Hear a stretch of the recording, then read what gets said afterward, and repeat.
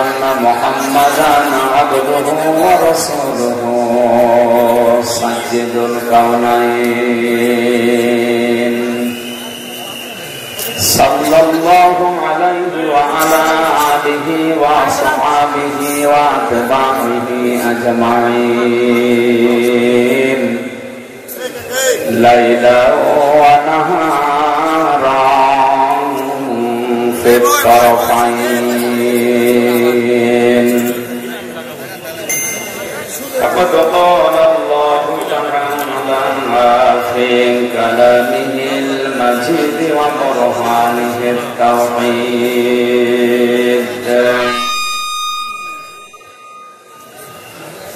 জবান খুলে পড়েন আউযু বিল্লাহি মিনাশ শাইতানির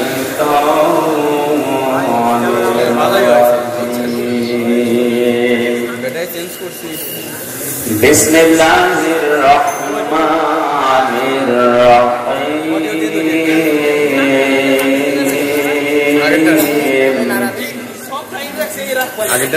সুবহানাল্লাযী আসরা বি'আবদিহি লাইলাম মিনাল মাসজিদিল হারাম ইলাল মাসজিদিল আকসা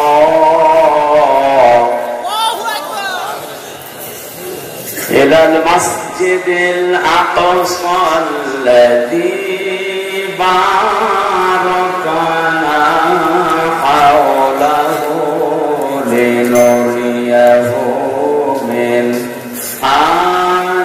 آياتنا إنه هو السميع البصير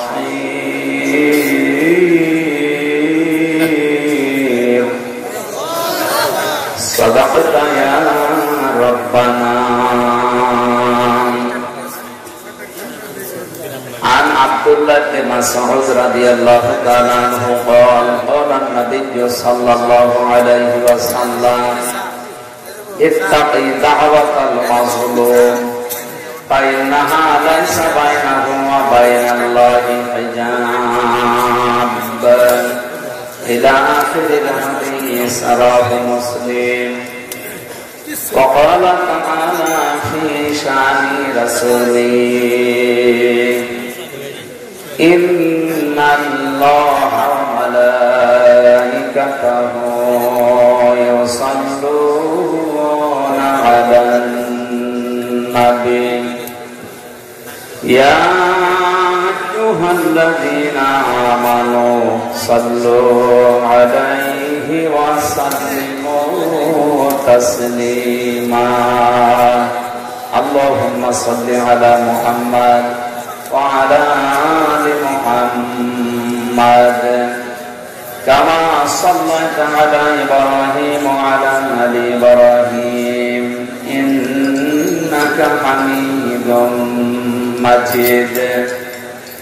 اللهم بارك على محمد وعلى آل محمد كما باركت على إبراهيم وعلى آل إبراهيم إنك حميد مجيد. بلغ العلا بكماله كشف الدجى بجماله حسنت جميع خصاله صلوا عليه. হাজারো ব্যথা বেদনার পরে ফিরে আসনি তুমি আপন ঘরে। দিনের আলো তুমি ছড়িয়ে দিতে চলে গেলে মদিনায় মক্কা ছেড়ে। হে রাসূল তোমাকে ভুলি আমি কেমন করে। হে রাসূল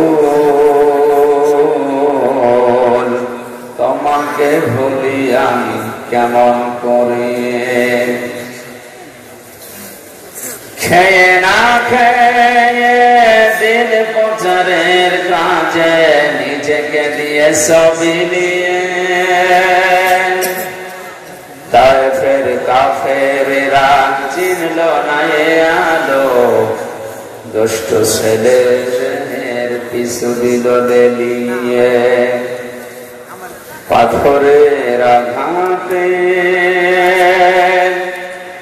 ক্ষত বিক্ষত হয়ে সারা শরীর থেকে রক্ত ঝরে। হে রাসূল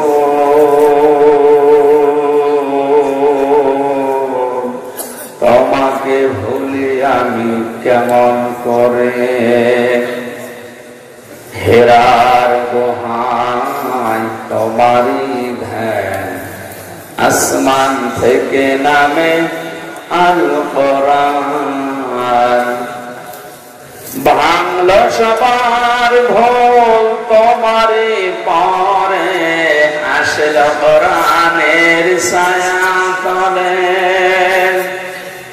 খালিদ মরানি আবু বকর ইসলামী ঝান্ডা নিল যে তুলে। আল আমিন তুমি ছিলে চিরদিন, সকল মানুষের তরে। হে রাসূল তোমাকে ভুলি আমি কেমন করে। হাজারো ব্যথা বেদনার পরে ফিরে আসনি তুমি আপন ঘরে। দিনের আলো তুমি ছড়িয়ে দিতে চলে গেলে মদিনায় মক্কা ছেড়ে। হে রাসূল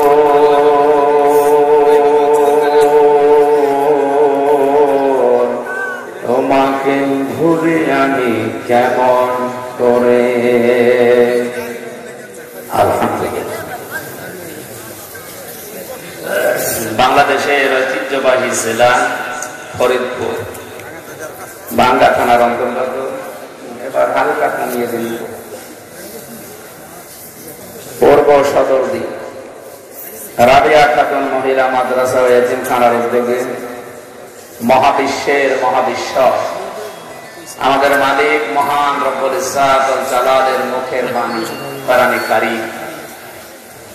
পবিত্র অনুষ্ঠানের সম্মানিত সভাপতি বিশিষ্ট আলেমে দ্বীন মুফাসসিরে কোরআন আল্লামা শরফুদ্দীন কাসেমী আতালাল্লাহু উমরাহু ওয়া বারাকাল্লাহু ফি হায়াতি। মাহফিলের প্রধান অতিথি শাইখুল মাশায়েখ, সদ্য কারামুক্ত লক্ষ কোটি যুবকের হৃদয়ের স্পন্দন, ইসলামিক চিন্তাবিদ, শিক্ষাবিদ, হাজারো আলেমের উস্তাদ, শ্রদ্ধাভাজন বড় ভাই মুফতি হারুন ইজহার চট্টগ্রাম দামাত বারকাতুহুমুল আলিয়া। এ মাহফিলে আলোচনা রেখেছেন সদ্য কারামুক্ত সারা বাংলার আলোড়ন সৃষ্টিকারী বক্তা, ইসলামিক চিন্তাবিদ, মুফাসসিরে কোরআন জনাব মাওলানা রফিকুল ইসলাম মাদানী নেত্রকোনা। কোরআনে কারীম এবং হাদিস থেকে কথা বলেছেন মুফতি ওবায়দুর রহমান হোসাইফি, মাওলানা মাসউদুর রহমান, মাওলানা মিজানুর রহমান ফরিদি, মুফতি মুস্তাফা কামাল। আমন্ত্রিত ওলামা ইকরাম, অনেকগুলো আলেমের নাম এখানে দেখতে পাচ্ছি। ওয়ারাফা'না লাকা যিকরা, আলেমদের সম্মান মর্যাদা আল্লাহ যেন আরো বাড়িয়ে দেন। এখন আলেম কারা? ইমাম ইবনে তাইমিয়া রাহমাতুল্লাহ আলাইহি বলেন, আলেমের ভেতরে তিনটা গুণ পাওয়া যায়। কয়টা? এক নম্বরে তারা আল্লাহর কালাম নিয়ে চিন্তা ভাবনা করে। দুই নম্বরে তারা আল্লাহর ইবাদতে লিপ্ত থাকে। তিন নম্বরে তারা আল্লাহর অসন্তুষ্টিমূলক কাজ থেকে নিজেকে বাঁচিয়ে রাখার সর্বোত্তম চেষ্টা করে। জেলখানায় আমিও 3টা বছর কাটিয়ে আসলাম। আলেমদের আসলে কোরআন নিয়ে চিন্তা ভাবনা করা এইটা এখন দিন দিন অনেক কমে গেছে। অন্য মানুষ তো করে না, অনেক আলেম পর্যন্ত এই লাইনে এখন নেই। দ্বিতীয় নম্বরটা আমি অনেকের ভেতরে পাই বা পেয়েছি যে এবাদত বন্দেগী আল্লাহ এরা চেষ্টা চালায়। শাইখুল হাদিস ইবনে শাইখুল হাদিস আল্লামা মামুনুল হক রহমত দামাত বারকাতুহুল আলিয়া, ওনার সাথে আমি যতদিন অবস্থান করেছিলাম পাশাপাশি রুমে প্রায় 2 বছর 8 মাস ছিলাম। আমার ইবাদত বন্দেগী, ইখলাস, কোরআনে কারিমের যে দক্ষতা, বিশেষ করে কোরআন ইয়াদ রাখার ব্যাপারে এবং তার ইলম আছে,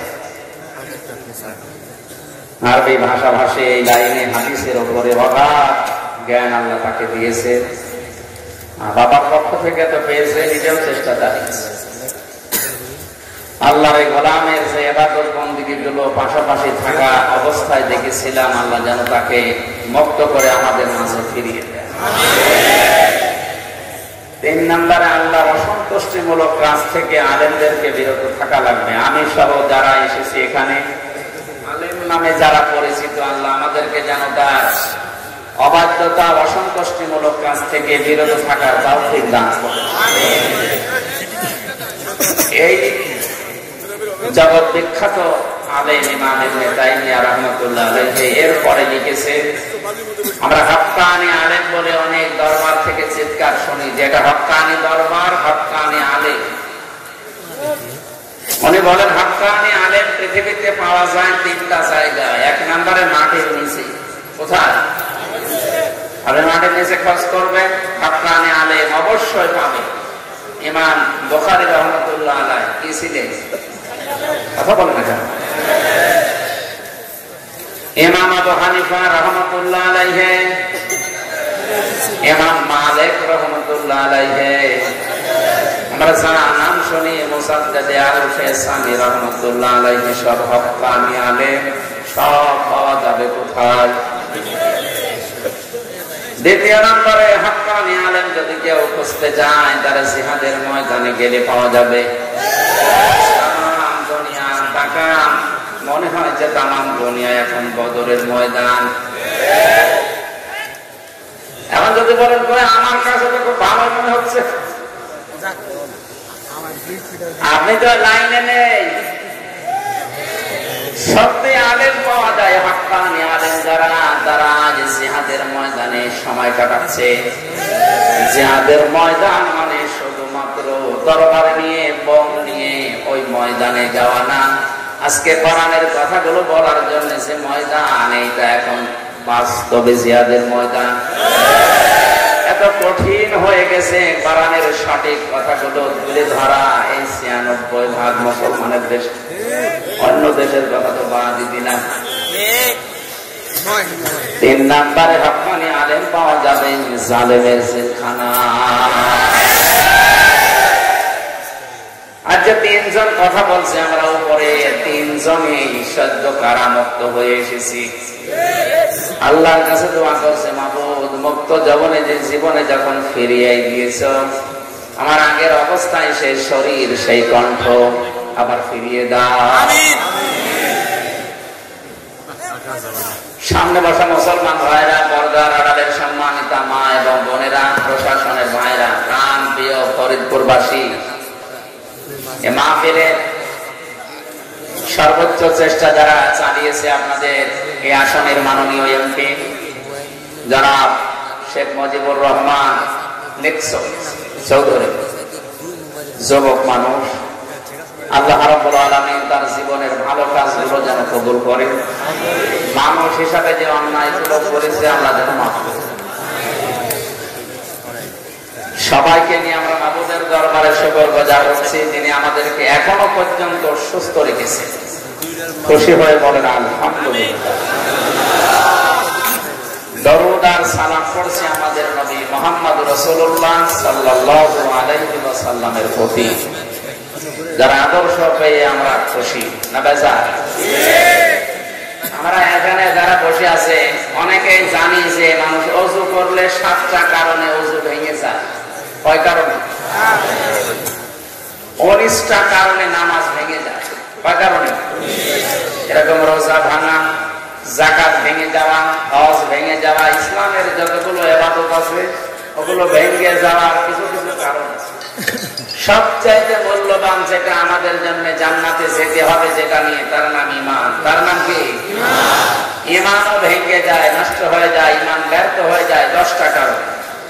কয়টা কারণে? এর 5 নম্বর কারণ হচ্ছে যারা বিশ্ব নবী বাদ দিয়ে অন্য কাউকে আদর্শ হিসাবে গ্রহণ করে ওদের ঈমান নষ্ট হয়ে যায়। এই দেশে তো নেই। আমরা একটা জরিপ পেয়েছিলাম কিছুদিন আগে, বাংলাদেশে 100 ভাগের 15 ভাগ লোক শুধু বিশ্ব নবীকে একমাত্র আদর্শ বলে মানে, বাকি 85 ভাগ মানুষ নবীকে আদর্শ মানে না, এমনি নবী মানে। কথা বুঝতেছে? আব্দুল্লাহ বিন উবাই, এই লোকটার নাম আমরা শুনলে ঘৃণা করি, গালি দেই, বরদোয়া করি, অথচ জীবনে পুরা পড়ে দেখেছি, পুরা জীবনে শুধু একটা ভুল ছিল। কয়টা? তখন তো নবীজির মতো নামাজ পড়তো, তার রাসূলের পেছনে, বিশ্ব নবীর সাথে রোজা রাখতো, ইফতারি করতো, ওর দাড়ি ছিল নবীর মতো, জুব্বা ছিল নবীর মতো, পাগড়ি ছিল নবীর মতো, দস্তরখানা বিছিয়ে খাবার খেত। আল্লাহর নবী একদিন শুধু বয়ান করতে বলেছিলেন, আল্লাহর কাছে 2টা নাম প্রিয়, একটা আব্দুল্লাহ আর একটা আব্দুর রহমান। এই কথা শোনার পরে পেছন দিক থেকে উঠে গিয়ে নিজের ছেলেকে ডাকতে বলছে, তোর নাম আজকে থেকে আব্দুল্লাহ। আমার বাবার নাম যা ছিল পাল্টিয়ে দিয়েছে আব্দুল্লাহ, নাতি ছেলে ছিল সেটার নামও দিয়েছে আব্দুল্লাহ, নিজের নামও পাল্টিয়ে দিয়েছে আব্দুল্লাহ। দেখেন শুধু আব্দুল্লাহ ছড়াছড়ি কি শুনেছিল, রাসূলুল্লাহ বলেছিলেন আল্লাহর কাছে প্রিয় নাম আব্দুল্লাহ। এই কারণে আমি যে কথা বলছি এখান থেকে শিক্ষা নেবেন। নবীজি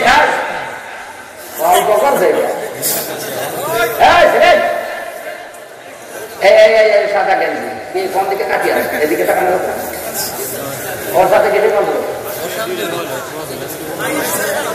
এখানে কথা ভালোভাবে শোনে না, বোঝে না, বাইরে এসে গেদত করে। একটা কথা যদি আমার মুখ দিয়ে বের করে,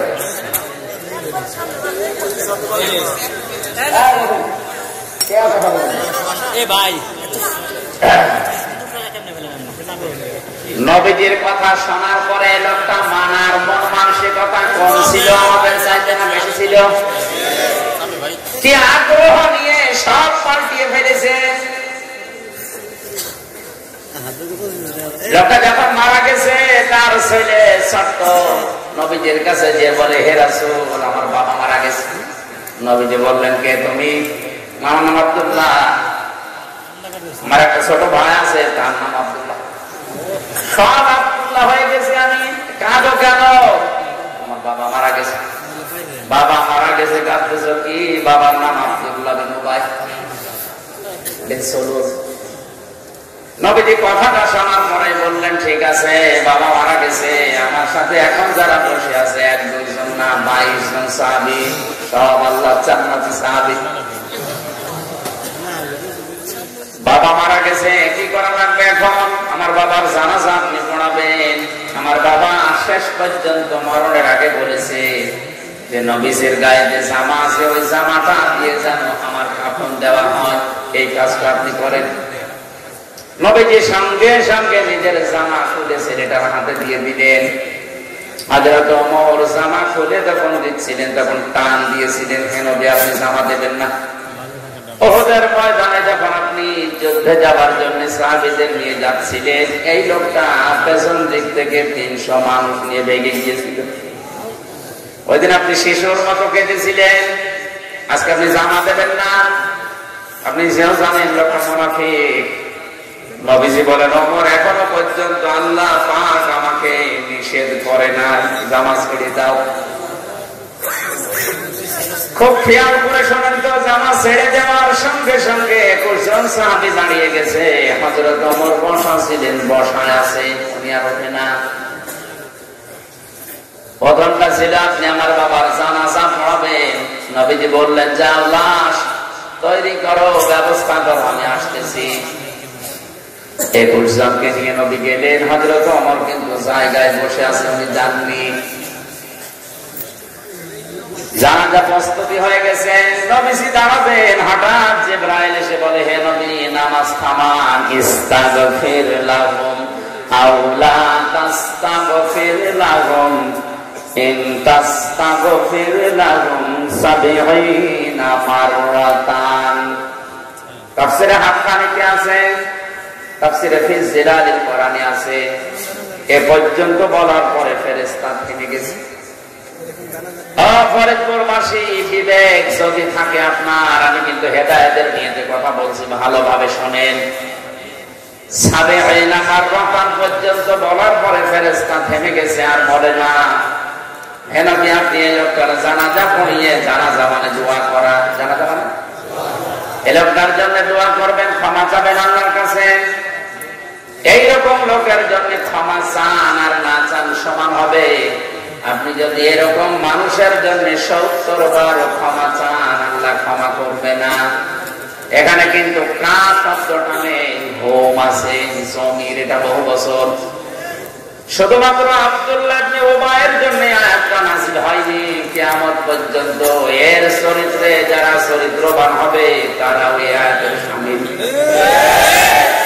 এইজন্য হোম দিয়েছেন আল্লাহ। আমি যদি 70 বার দোয়া করেন, আল্লাহ কবুল করবে না, মাফ করবে না। নবীজি মনে মনে সিদ্ধান্ত নিলেন, আল্লাহ 70 বার তুমি ডাক দিয়েছ, যে 70 বার বললে মাফ হবে না, আমি লোকটার জন্য 71 বার দোয়া করব। কতবার? 70 বারে যদি মাফ না হয়, 71 বার করলে তো মাফ হবে, কারণ তুমি 71 বার তো বলনি। নবীজি প্রস্তুতি নিচ্ছিলেন, হঠাৎ জিবরাইল আয়াতের পরবর্তী অংশটা নাযিল করলেন,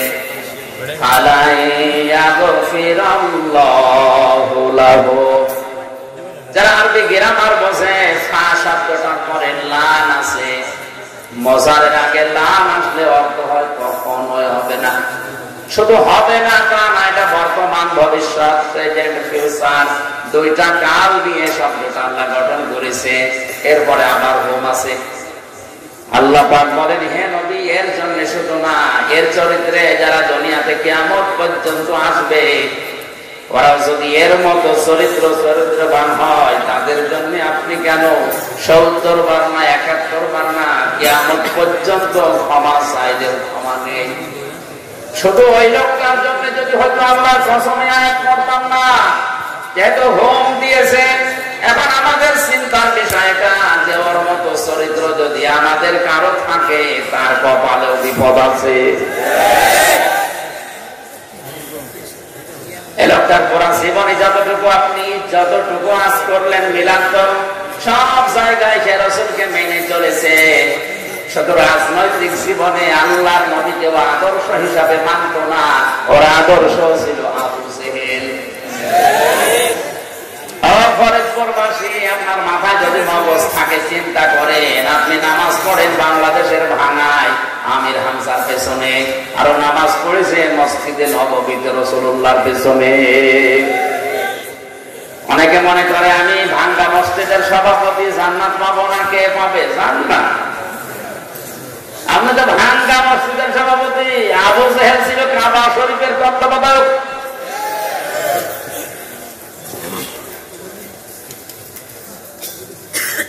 লোকটার ইমান ভেঙে গেছে। এই যে 10টা কারণে মানুষের ইমান ভেঙে যায়, তার 5 নাম্বার কারণটা বলেছিলাম, আল্লাহর নবী বাদ দিয়ে অন্য কাউকে যারা আদর্শ হিসাবে মেনে নেবে, তার ইমান ভেঙে যায়, নষ্ট হয়ে যায়। এরকম আবু জেহেলকে রাজনৈতিক জীবনে আদর্শ হিসাবে মানত, এই জন্য ওর জীবনের সব আল্লাহ কি করেছে? নষ্ট করে দিন। বলেন বলেন, সব শেষ। ইবাদত বন্দেগী কোন কাজে, বলেন কাজে আসে নাই। আসে না, আসবেও না কিয়ামত পর্যন্ত, এই জন্য এক ফের দেওয়া আছে। শুধুমাত্র এই লোকটা না, হুম দিয়ে আল্লাহ আমাদেরও বিপদের ভেতরে ফেলে দিয়েছে, না জানি আমরাও ধরা খাই কিনা। কারণ মুনাফিকের এই জাত যাদের ভেতরে আছে, বিশ্বনবী বাদ দিয়ে অন্য কাউকে যারা আদর্শ হিসাবে মেনে জীবন চালাচ্ছে, আপনি শিওর থাকতে পারেন আপনি জাহান্নামী। কারো ফতোয়া লাগবে না। ইমাম বুখারী রাহমাতুল্লাহ আলাইহি বুখারী লেখার আগে একটা কিতাব লিখেছিলেন আল-আদাবুল মুফরাদের 6 নাম্বার হাদিসের 3 নাম্বার পয়েন্টে আছে, পৃথিবী যারা বিশ্ব নবীকে বাদ দিয়ে অন্য কাউকে আদর্শ হিসাবে গ্রহণ করেছে, সে বিনা হিসাবে বিনা বিচারে জাহান্নামী। এখন এই হিসাবে বাংলাদেশে যেহেতু 100 জনের 15 জন শুধু অ্যাক্টিভ ভাবে রাসূলকে আদর্শ মানে, বাকি 85 জন মানে না, বলেন তো তাদের কপালে কি আছে? জাহান্নাম। নাকি ফতোয়া আবার আকাশ থেকে নিয়ে আসা লাগবে? এটা আকাশের ফতোয়া। মুনাফিক আল্লাহর কাছে এত ঘৃণিত, এত নিকৃষ্ট, জাহান্নামে আল্লাহ যাদেরকে সাজাবে সর্বনিচে একেবারে দেবে জাহান্নামে মুনাফিকদের। ইন্নাল্লাহা জামিউল মুনাফিকিনা ওয়াল কাফিরিনা ফি জাহান্নামা জামিআ।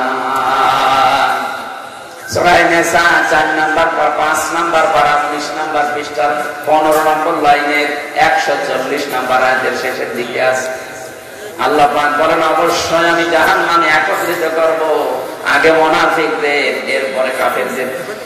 আগে কাদের কথা বলেন বলেন?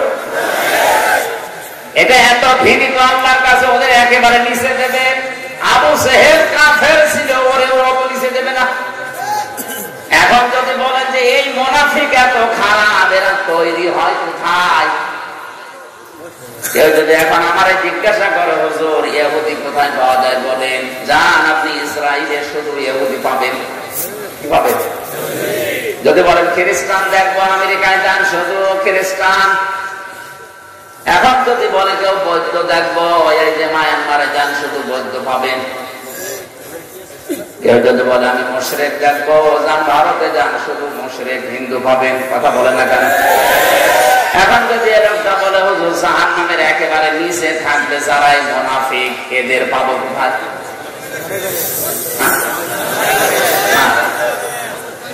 বাংলাদেশে কেন বলছেন? কারণ নবীজি ইন্তেকালের আগে জানিয়েছেন মুনাফিক এটা শুধুমাত্র তৈরি হবে কিয়ামত পর্যন্ত মুসলমানদের ভেতরে। এটা ইহুদি, খ্রিস্টান, বৌদ্ধ, হিন্দু, মাজুসি, এদের ভেতরে মুনাফিক তৈরি হয় না। ওরা সরাসরি কাফের। সরাসরি মুনাফিক তৈরি হবে শুধুমাত্র কাদের ভেতরে? যেহেতু এই দেশে 96% মুসলমান, সুতরাং এইটা থাকার সম্ভাবনা বেশি। মুনাফিকের যতগুলো চিহ্ন আছে দেখলে আপনি বুঝবেন তার ভেতরে সবচাইতে বেশি 3টা।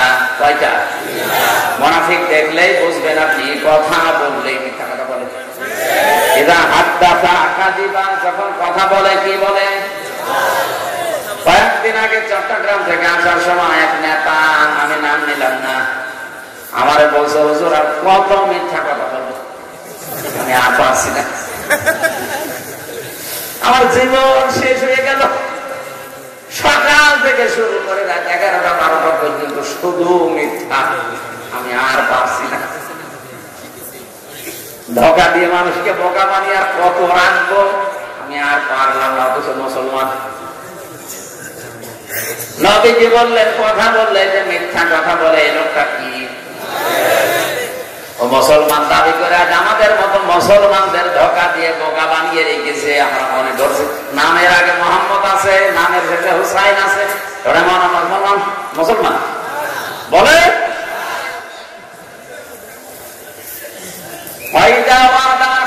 যারা ওয়াদা করলে খেলাফ করে, কত ওয়াদা করে, সব কিছু ভুলে যায়।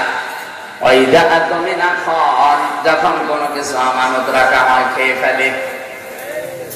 এই তিনটা গুণ যাদের আছে এরা নির্ভেজাল টাটকা মুনাফিক। আর একটা গুণ আছে, যারা কথা বললে ঝগড়া যদি হয় আগে গালি দেয়। এটা তো এলাকায় গালি নেই। সেদিন একজন আইসক্রিম না যে পাঁপড় বিক্রি করে, এই লোকটা একটা ক্যাসেট লাগিয়ে দিয়েছে, দুই মহিলা গালি দিচ্ছিল, ওই গালিটা রেকর্ড করে ছেড়ে দিয়েছে। মানে 3-4 মিনিট এমন কোন কিছু নিজের ভেতরে নেই, শত গালি আছে দুনিয়া সব এক জায়গায়। এই যে কথা বললে ঝগড়া হলে গালি দেয়, এরা কারা? মুনাফিক। এরা কারা? এরকম মুরব্বী মানুষ আমি দেখেছি, যুবক ছেলের সামনে যুবতী মেয়ের সামনে ওর মাকে গালি দিচ্ছে। আপনার কবে দোষ করবে বলেন তো? ওই ছেলেটা যদি এখন আপনারা ধরে পিটায়, কে বাঁচাবে আপনারা? আমার বোঝানোর বিষয় ছিল, বিশ্ব নবীকে বাদ দিয়ে যারা অন্য কাউকে আদর্শ হিসাবে মেনে দুনিয়ায় চলে, আপনার কিন্তু নামাজ, রোজা, হজ, যাকাত, দাড়ি, টুপি, পাগড়ি, জুব্বা সব মাটি মারা যাচ্ছে। আপনারা যদি আল্লাহ মাফ করে দেয়, এরপরেও তাহলে আব্দুল্লাহ বিন উবাইকে মাফ করা লাগবে। কথা বলেন না কেন? যেন আপনাকে বাঁচার জন্য আমি এতক্ষণ পর্যন্ত এই অ্যাডভার্টাইজ গুলো করছি। ফিরে আসেন, আল্লাহ পাক যেন 15 ভাগ না 100 ভাগ মানুষকে দেশে বিশ্ব নবীকে মেনে চলার তৌফিক দেন। এটা রজব মাসের 29 তারিখ, আর মাত্র একটা দিন আছে। এ মাসটা 1 বছর পরে পরে আমাদের কাছে আসে, আবার চলে যায়। কিন্তু যেটা দিতে আসে ওইটা আমরা আজ পর্যন্ত নিতে পারিনি। এই 53 বছর আমরা স্বাধীন হয়েছি, অথচ এই মাসে বিশ্ব নবীকে আল্লাহ নিয়েছিলেন তার নিজের কাছে 27টা বছর তার গবেষণাগারে, তার ল্যাবরেটরিতে বসিয়ে একাধারে 27 বছর হাতে কলমে আল্লাহ নিজে শিক্ষক হয়ে তাকে বিভিন্ন জিনিস শিখিয়েছেন। আল্লাহ পাক বলেন, সুবহানাল্লাযী আসরা বিআবদিহি লাইলান মিনাল মাসজিদিল হারামি ইলাল মাসজিদিল আকসা। পবিত্র মহান সত্তা ওই আল্লাহ, যিনি তার বান্দাকে মসজিদে হারাম থেকে মসজিদে আকসা পর্যন্ত রাতের কোন অংশে ভ্রমণ করিয়েছিলেন। আল্লাযী বারাকনা হাওলাহু লিনুরিয়াহু মিন আয়াতিনা। তার এই পুরা সফরটা ছিল একটা বরকতময়। লিনুরিয়াহু মিন আয়াতিনা, আল্লাহ তার বিভিন্ন নিদর্শন আয়াত তাকে দেখিয়েছিলেন। ইন্নাহু হুয়াস সামিউল বাসীর, নিশ্চয় তিনি শ্রবণকারী এবং সূক্ষ্মদর্শী। ভালো করে আয়াতটা মিলান, 1500 বছর আগে নাযিল হয়েছে। এটা অনেকে অনেক কায়দায় এটা বুঝিয়েছে, আবেগ নিয়ে বলতে বলতে এমন জায়গায় গেছে যেটা নবীর শানের খেলাফ। আমরা তাফসীর আকারে এই কথাগুলো বলার চেষ্টা চালাচ্ছি। রজব মাস এসেছে আর একটা দিন আছে, চলেও যাচ্ছে, কিন্তু বিশ্ব নবীকে 27 বছর ধরে আল্লাহ যে 14টা জিনিস হাতে কলমে বসিয়ে তার গবেষণাগারে বসে বসে শেখালেন, ওইটা আমরা আজ নিতে পারলাম না। আমরা যদি এ মাসকে সম্মান দিতে চাই, এ মাসকে যদি মর্যাদা দিতে চাই, ইন্না ইদ্দাতাশ শুহুরি ইনদাল্লাহি ইসনা আশারা শাহরান ফি কিতাবিল্লাহ ইলা আখিরি আয়াত। সূরা তাওবার ভেতরে আছে, অবশ্যই আল্লাহর কাছে গণনা হিসাবে মাস 12টা। কয়টা? এ মাসগুলো আল্লাহ বানিয়েছেন কতকাল?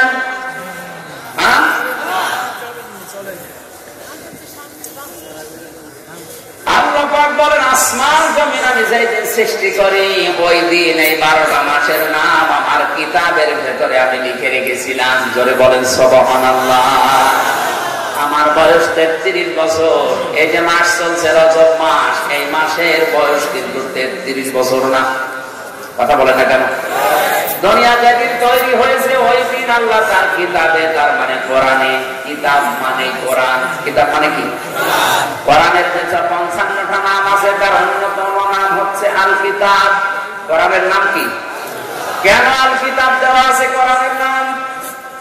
আলেমদেরকে বলছি এবার, কোরআনের যে 55টা নাম তার অন্যতম নাম হচ্ছে কোরআনে কারীম আল কিতাব। আল কেন আলিফ লাম দিয়ে আল কিতাব বলে ডাক দেওয়া হয় কোরআনকে? এখানে যদি কোনো আলেম থাকেন এর ব্যাখ্যা যদি জানা থাকে আপনি আরো ভালোভাবে শুনবেন। যালিকাল কিতাবু লা রাইবা ফীহি, এই যে কিতাবের আগে আলিফ লাম দিয়ে নির্ধারিত করে দিয়েছে, এর ভেতরে সন্দেহ নেই, ভুল নেই, শুধু না সন্দেহের লেশ পর্যন্ত নেই। কেন? কারণ পৃথিবীতে আমি তাফসীর পড়তে গিয়ে পেয়েছি একমাত্র কেবলমাত্র শুধুমাত্র মানুষকে হেদায়েত দিতে পারে যে কিতাব, তার নাম কোরআনে কারীম। নির্দিষ্ট করে দিয়েছেন এই কিতাবকে আল্লাহ। হেদায়েত দেওয়ার মতো একটাই কিতাব আছে, আমরা এর কাছে আসলে এজন্য যত উন্নত দাবি করছি, আরো নিচে নেমে যাচ্ছি। আরো আসতে বলেন। একটা উদাহরণ মনে পড়ছে, একটা ছেলে তার বাবার কাছে এসে কাঁদতেছে, ডাক দিয়ে বলে, আব্বু কি হয়েছে? কাঁদো কেন? কথা বলে না। কাঁদো কেন? কথা বলো না। কে কথা বলছো না? বলছে আমার পরীক্ষার রেজাল্ট দিয়েছে। ভালো কথা, পরীক্ষার রেজাল্ট দিয়েছে ভালো, কি পাস করেছো না ফেল? কথা বলে না। ফেল করলে অসুবিধা নেই, তুই বল। ছেলেটা বলছে, আপা ফেল করলেও তো এক কথা ছিল, পাস করা তো দূরের কথা, সেলাম ফাইলে নামিয়ে দিয়েছে ফিরি। অন্তত ফেল করলেও তো ওই ক্লাসে থাকতে পারতো।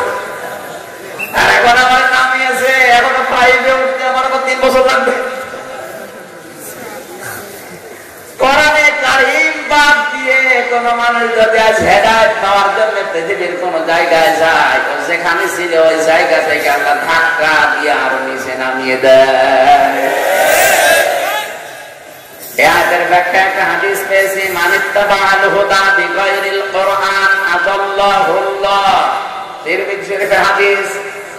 নবীজি বলেন, যে ব্যক্তি কোরআন বাদ দিয়ে পৃথিবীর কোন জায়গায় ভালো হওয়ার নিয়তে, হেদায়েত পাওয়ার নিয়তে যাবে, আল্লাহ নিজে দায়িত্বশীল হয়ে তাকে হেদায়েতের রাস্তা থেকে দূরে সরিয়ে দেবে। শব্দটা কি ছিল বলেন তো? আযাল্লাহুল্লাহ। আযাল্লাহ ইউযিল্লু ভাবে ইফআল থেকে এসেছে। যদি নবী দল্লা ইয়াদিল্লু দিতেন তাও তো অর্থ হয়ে যেত, কিন্তু বাংলা অর্থ দ্বারা তো আপনি নিজেই নিজেকে খারাপ বানিয়ে ফেলেছেন।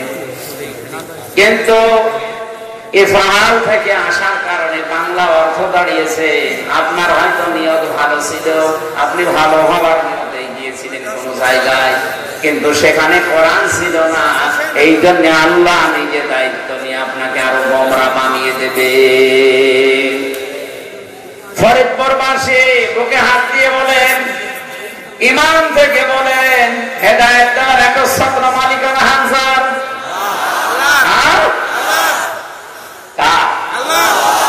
আল্লাহ। যদি কাউকে হেদায়েতের রাস্তা থেকে দূরে ফেলে দেয়, আরো নিচে নামিয়ে দেয়, কে আছে তাকে হেদায়েতের পথ দেখাবে? জবাব দেন, কে আছে? এবার বলছি, যেখানে কোরআন নেই, কোরআনের কর্মসূচি মতো যে দরবার চলে না, ওই দরবারে যদি আপনি ভালো হওয়ার নিয়তেও যান, আপনাকে গোমরা বানিয়ে দেবে কে? আমি নিজে দেখেছি, আপনি মন খারাপ করেন আর খুশি হন। আমি নিজে দেখে এসেছি আপনাদের এখানে শিরিক চলে। এইভাবে যাওয়া লাগে, এবার এইভাবে আসা লাগে, এটা প্রকাশ্য শিরিক। নবীজির রোজায় এভাবে যাওয়া লাগে, এভাবে আসা লাগে। এটা কি নবীর চাইতেও দামি মানুষ? কোন কারণে শিরিক চলবে? তার নাম দিয়েছে বিশ্ব ওলি। কিভাবে হয় আপনি বলেন তো?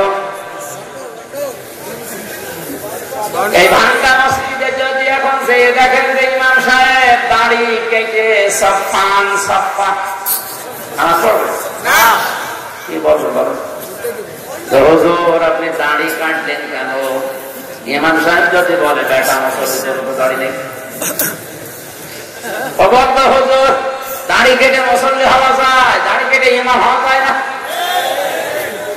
দাড়ি কেটে ভাঙ্গা মসজিদের ইমামতি করা যায় না, দাড়ি কেটে বিশ্ব ওলি হওয়া যায়। আরো জোরে। তার মানে কোরআনের নিয়ম নীতি যেহেতু চলছে না, বুঝতে হবে ওখানে গেলে মানুষ আরো খারাপ হবে আর খারাপ বানাবে। আমির হামজা। আরো জোরে। আজকের এই ময়দান থেকে ফরিদপুরবাসীকে সিদ্ধান্ত নেওয়া লাগবে, কোরআন যেখানে চলে না সে যে দরবার হোক, ও দরবার যদি আমার বাবাও তৈরি করে আমি ওখানে যাব না। কারা রাজি আছেন দেখে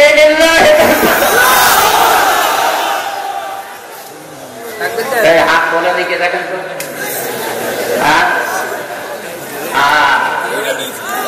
আলহামদুলিল্লাহ ভাই। এবার দ্বিতীয় পয়েন্টটা বলি, মানবেন তো?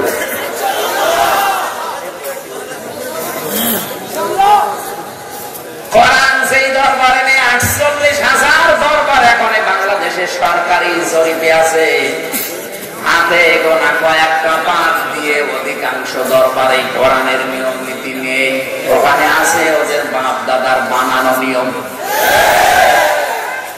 যতগুলো রাজনৈতিক দল আছে যেখানে কোরআন নেই, কোরআনের কর্মসূচি দিয়ে রাজনৈতিক গুলো বানানো হয়নি, বুঝতে হবে ওখানে যদি আমি ভালো হওয়ার নিয়তে থাকি আমাকে গোমরা বানাবে কে? সুতরাং এরকম দলে আজকে থেকে আর থাকবেন? কারা কারা থাকবেন না দেখে?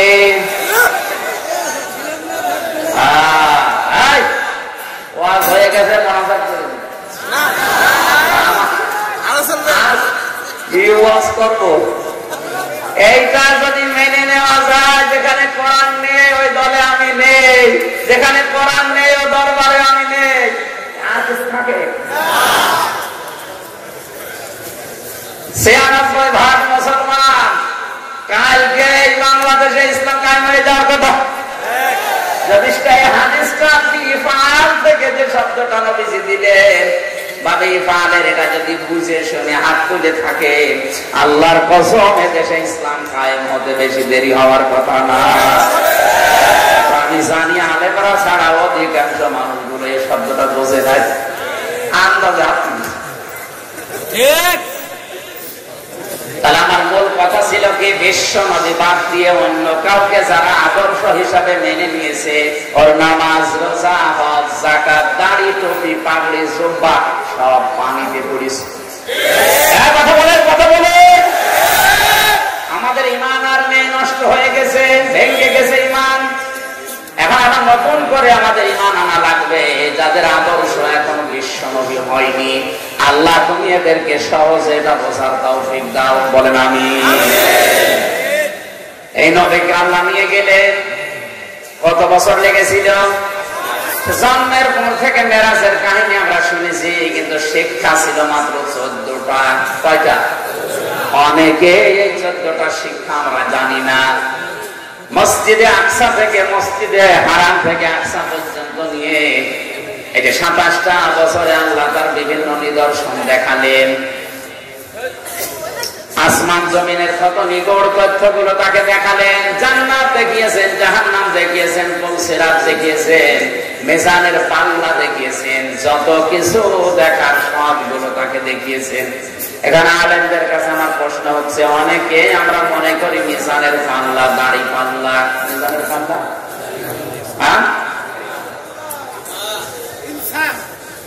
মিজান শব্দের শাব্দিক অর্থ হচ্ছে মানদণ্ড। এজন্য আপনি হাইকোর্টের সামনে দেখবেন একটা দাড়ি পাল্লা টাঙানো আছে, ওটা দুই দিকে সমান না একদিকে ঝোলানো আছে। সরকার বাহাদুর ওইটা ওই জায়গায় দিয়ে দেশের জনগণকে বোঝাতে চায়, দুনিয়ায় যেখানে যা করো অন্তত হাইকোর্টে আসলে ন্যায় বিচার পাবা। আমরা তো পাচ্ছি নাকি?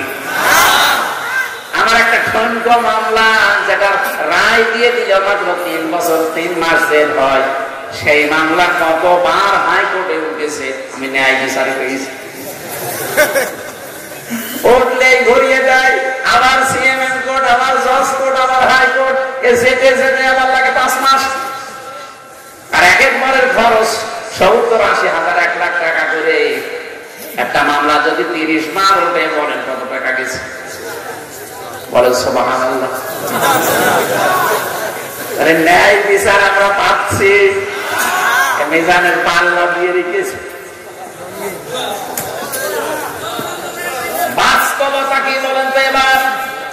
মিজান আল্লাহ পাক নবীকে দেখিয়েছেন হায়াত। তানি আলেমদের ভেতরে, মুফাসসিরদের ভেতরে অনেক মতভেদ আছে, কিন্তু আমার দৃষ্টিতে যেটা আধুনিক তাফসীরে মনে হয়, মিজানের পাল্লা বলতে আমরা মনে করি কিয়ামতে আল্লাহ দাড়ি পাল্লা নিয়ে আসবে, এইদিকে 10 কেজি সওয়াব তুলে দেবে, এইদিকে 11 কেজি গুনাহ তুলে দেবে, যেদিকে ভার হবে জাহান্নামে যাবে।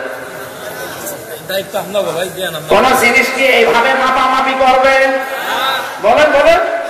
পৃথিবীর প্রতিটা জিনিস মাপ দেওয়ার জন্য একটা যন্ত্র আছে। এখন যদি বলা হয় যে প্যান্ডেলটা মেপে দেন, এটা দাড়ি পাল্লা মিলে দেবেন, বুঝছেন? এটা মাপার জন্য যন্ত্র কি?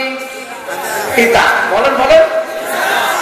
ফিতা, ফিতা, টেপ, ফিতা যাই বলেন। এদিকে কয় ফিট আছে, এদিকে কয় ফিট আছে, একটা মাপ দিলে বুঝতে পারবেন এটা কতটুকু। এখন যদি বলা হয় এই জায়গাটা মেপে দেন, দাড়ি পাল্লা মিলে দেবেন, বলেন বলেন। এটা মাপার জন্য এটা যন্ত্র নেই। কেউ যদি বলা হয় যে সাইজ মেপে দেন, গুনে গুনে মাপবেন, ওটা মাপার জন্য একটা কেজি আছে, মাপক আছে, বাটখারা আছে আলাদা। এখন যদি বলেন ভাই তেল মেপে দেন, হাতে সেভাবে লাগিয়ে লাগিয়ে মাপবেন, ওটার জন্য আবার লিটার আছে, সিসি আছে, কথা বলছে না। প্রতিটি জিনিস মাপ দেওয়ার জন্য একটা যন্ত্র আছে। আমাদের যে আমল বা কাজ, এইটা মাপার জন্য একটা যন্ত্র আছে। আমল বা কাজ মাপার যন্ত্রের নাম হচ্ছে গুরুত্ব। কি বললাম? গুরুত্বের ভিত্তিতে কাজ মাপা লাগে। এই যে প্যান্ডেলটা বানিয়েছে, এর ভেতরে গুরুত্বপূর্ণ বিষয় হচ্ছে খুঁটি আর সামিয়ানা। কথা বলে না কেন? হ্যাঁ, অনেক অপ্রয়োজনীয় জিনিস আছে যেগুলো না হলেও প্যান্ডেল হয়, যেমন এই লাইট, এই যে ফুল, এই ক্যামেরা, এগুলো না থাকলে কেউ বলবে না যে প্যান্ডেল। বলেন বলেন। তাহলে এগুলো কম গুরুত্বপূর্ণ। গুরুত্বপূর্ণ জিনিস হচ্ছে আসলে সামিয়ানা আর এই খুঁটি। এই দুইটা না থাকলে অন্তত এইটা ধরে রাখা। আরো জোরে। পৃথিবীর প্রতিটি মানুষের যে 60, 70, 80, 90 বছরের কাজ আমল, এইটাও মাপবে আল্লাহ কিয়ামতে, ঠিক, কিন্তু গুরুত্বের ভিত্তিতে। তাহলে এখানে কয়টা গুরুত্বপূর্ণ জিনিস পেলাম? আরো জোরে। আপনি দেখবেন দুনিয়ায় যত ইবাদত আছে, প্রতিটি ফরজ ইবাদতে আলাদা আলাদা কিছু নিয়ম নীতি দেওয়া আছে। যেমন নামাজের ফরজ গুরুত্বপূর্ণ, যেটা না হলে নামাজ হয় না, সেটা কয়টা? কয়টা? 13টা। কয়টা? এই 13টার ভেতরে বাইরে আছে 7টা, ভেতরে আছে। বাইরে বেশি না ভেতরে বেশি? আরো জোরে। বাইরে যেটা বেশি একটা, ওইটার নাম কি?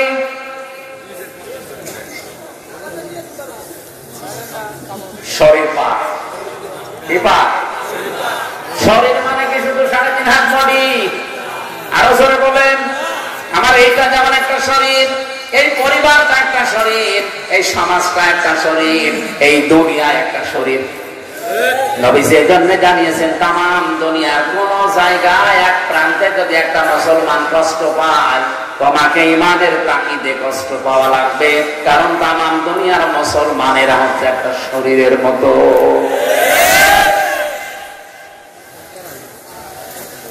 এখন আমার যে শরীরটা পাক হচ্ছে, খালি বারবার গোসল করলে তো আমার 3.5 হাত বডি মনে করেন পাক হয়ে গেল। আমার সমাজও একটা শরীর, এইটা পাক করার জন্য এরেও গোসল করানো লাগবে। হ্যাঁ, সমাজ পাক করার জন্য কে দিয়ে গোসল করাবেন? এত পানি পাবেন কোথায়? শ্যাম্পু দেওয়া।